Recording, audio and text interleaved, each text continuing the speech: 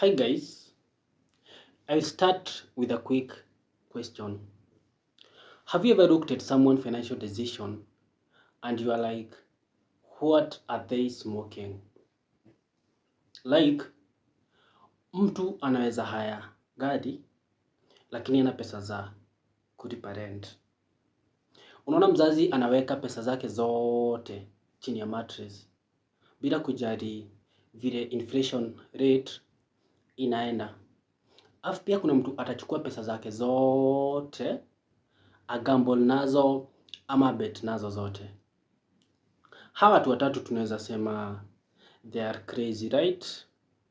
Well, according to the psychology of money, chapter 1 inasema no one is crazy to prove that we are very, very wrong. I'll start by putting you in lives of two different persons. Person A aligraduate 1993.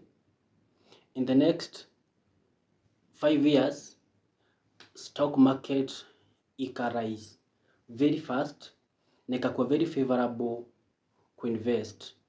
By the time anafika 40 years, akakuwa ashakuwa successful na kila kitu yake ikakuwa inaenda vizuri. Then, tuende kwa person B. Person B ana graduate 2007. Market inakuwa ni very volatile, anakuwa inflation inakuwa iko very juu, and inflation inakuwa iko very high, inakuwa market na stocks zina fall very fast.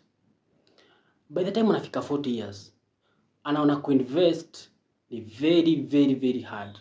So anaona hata kuinvest ni kama kugamble, ni kama ni pata potea.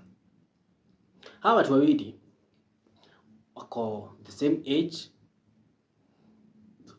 same education level, but different economic decades. Ukiweka watu wawili kwa room moja, huyu person A ataona person B ni mjinga, naye person B pia ataona person A ni mjinga. Lakini kwa watu wawili hakuna mtu mjinga, ni vile wote wawili ni graduate of different economic decades. For example, kuna watu wawili wanataka kujifunza kuswim. Wa kwanza aende ajifunze kuswim kwa ocean, kila mtu ajue vile ocean iko. Wa pili ajifunze kuswim kwa swimming pool, mahali anafunzwa, mahali nani kujifunza inakuwa ni very, very easy. Hawa watu wawili watajua kuswim, but hatu expect wajue waswim the same way.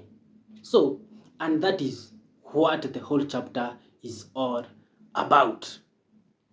For example, sasa ni kuambia usinunue gari ati ni a poor financial decision. Probably utasema yes. But kuna huyu mtu mwenye kwa maisha yake yote tangu kwa mdogo, background yake ilikuwa very poor. Hakuwahi at any day kununuliwa kitu hata moja mpya. Hakuwahi nunuliwa kitu hata moja mpya kutoka kwa mdogo. Huyu mtu akifika 50 years amepata pesa. And the first thing anafanya, ananunua gari. Si eti hiyo ndo the best angefanya. But anytime anaingia kwa hii gari, zile wounds zote za roho zenye aligrow nazo, hiyo chungu yote ya kutowahi kuwa na kitu mpya zinaisha.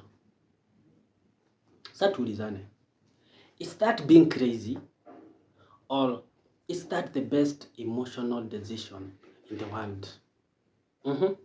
Utasemaje? Is that being crazy? Ama is that the best decision enye angefanya? Aya, tukimalizia, hii chapter inatufunza nini? But before tuende kwa hii chapter inatufunza nini? Hii kitabu inatuambia that money decision haikuangi more about the hesabu zetu tunafanya, inakuanga more about the memory, about the vitu tumepitia, about the experience ya life.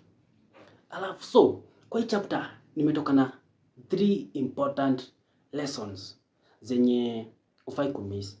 Number 1, the next time unaona mtu amespend pesa vibaya, before mjudge, hebu jiulize experience ya mtu ilikuwa gani? Huyu mtu trauma za amepitia ni gani? Inflation kwao ilikuwa inakaa aje? Hiyo ni number 1. Number 2, usiwahi at any time copy strategy ya mtu mwingine. Maybe mtu alifanya kitu, nini yake ikaenda through. Maybe mtu ali invest, nini yake ikaenda through. Haimaanishi pia ukifanya the same thing itaenda through. Depending na ye decision zenye alimake ziko based na experience yake, trauma zake, inflation rate wakati alifanya nini, vile amei interact na market ilimpelekaje. So based on what they went through ndo lead kwa hiyo point ya kufanya kenye amefanya. So strategy mtu mwingine haitawaka kwako. Make your own strategies. Number 3 na yenye ni very very very important. Kuna time uliwahi spend pesa na kitu huko unahitaji. Kuna time ulifanya financial mistakes zenye hadi wa leo unakuanga umeziweka kwa roho. What's the good thing sahi? Hebu jisamehe hizo mistake ulifanya, kwa sababu hakuna makosa ulifanya.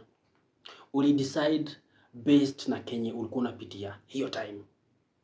So kumaanisha you are very very right. Tumeona financial decision, they are not based on mathing, they are based on memories, on what you are going through. So guys, that is what is all about chapter 1. Very good, at least imechange vile mtu ana approach watu, vile mtu anajudge watu. Chapter 2, nayo nakwambia inaenda kuwa kadi. Chapter 2 inasema, what if you do everything right? Yeah, what if usiifanya kitu hata moja mbaya? Guys, welcome back, na hiyo naye itakuwa kadi. Tupatane hapo.